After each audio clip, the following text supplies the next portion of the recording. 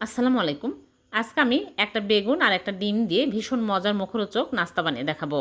প্রথমে বেগুন আমি বোটা আর ডাঁটা কেটে ফেলে দিলাম, তারপরে পাতলা পাতলা করে কেটে নেব।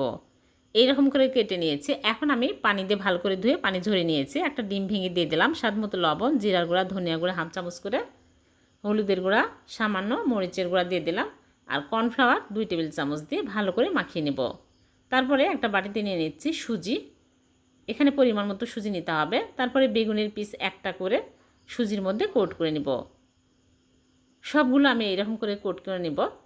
সুজিতে কোট করে যদি তেলে ভাজা হয় অনেকক্ষণ পর্যন্ত মুসমুসে থাকে, খেতে দারুণ মজার হয়। আপনারা বাড়িতে বানিয়ে দেখবেন, অনেক টেস্টি। তারপরে তেল গরম হয়ে আসলে তেলের মধ্যে দিয়ে দিচ্ছি, দিয়ে একটু সময় নিয়ে ভালো করে উল্টে পাল্টে ভেজে নিতে হবে। যখন এরকম সুন্দর কালার হবে তখনই তুলে নিচ্ছি। হয়ে গেল ভীষণ মজার বেগুনের নাস্তা। ভালো লাগলে লাইক কমেন্ট শেয়ার করে দেবেন।